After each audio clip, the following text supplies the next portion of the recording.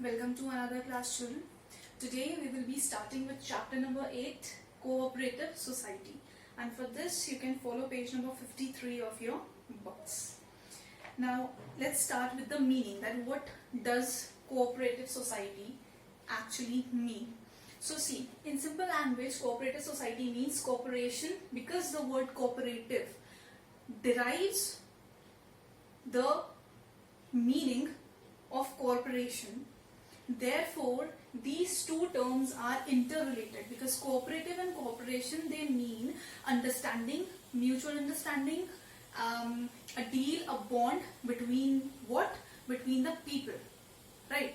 So cooperative society, it means that it is basically cooperation among members of organization for a common goal. This is a society which is based on certain voluntary voluntary interests, voluntary application, voluntary working of the people, right?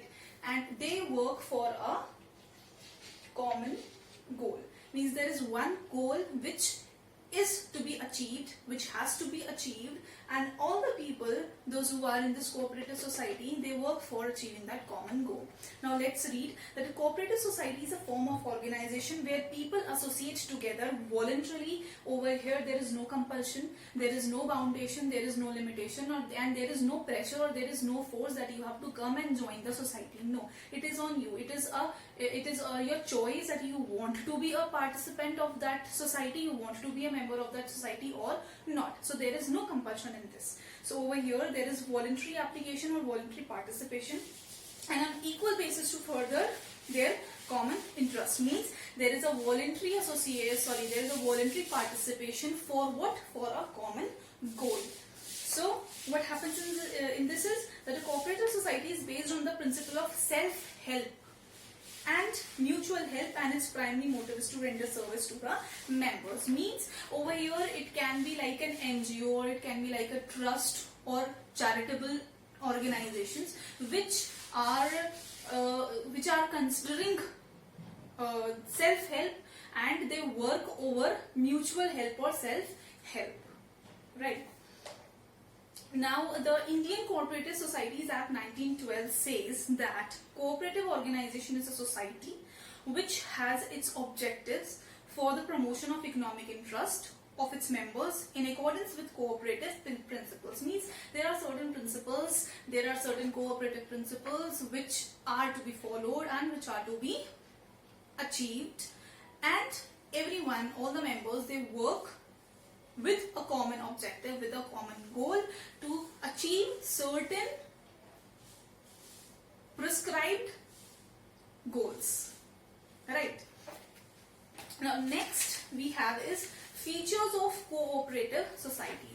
Now the first feature of cooperative society says that it is a voluntary association, exactly as I have told you, that over here we do not force anyone to participate into the organization. Over here the people, they can come with their consent and they can go with their consent. Second is religious and political neutrality. Over here we do not consider religion or politics as a principle of biasness or partiality. Correct. Anyone who is of any religion will be treated equally. Anyone who is of any political background will be treated equally, right? Anyone means Hindu, Muslim, Sikh, Isai, everyone will be treated as one. One man, one vote. Now everyone has the power to vote. So every person has one vote. In the elections of directors, members, or anyone, everyone has power to vote for their representative. Service motive. Now these cooperative societies, they do not work only and only for earning profit or money. They do, but their primary motive is to serve the society, right? Next, 6 is registration. Now registration of a cooperative society is compulsory. It is compulsory because it involves certain legal procedures and actions, and government is directly or indirectly active in this cooperative society. So therefore registration is important. And how it is done? It is done by the registrar of the cooperative societies. Seventh is the state control. Now the government, as I have told you, that the government is actively participating in this cooperative society. So what happens is that they ensure that these cooperative societies are regulating while keeping the mutual interests of the people. Next is distribution of surplus. Surplus means profit. Surplus means profit. So it is important that the profit is distributed equally among the members, owners, workers of all these cooperative societies. And ninth is cash trading. Now generally no credit is granted to the members. Credit means udhar, right? So no credit is given to the members. There is no credit given to the members. Every trading is done on the basis of cash. You give cash, you take cash. Whatsoever service you have to give, you have to render, you have to deal in cash. No credits are entertained in these societies. Right. Now next, come to page number 55. There is a chart of a distinction between companies and cooperatives. Now we will be doing first 5. First is formation.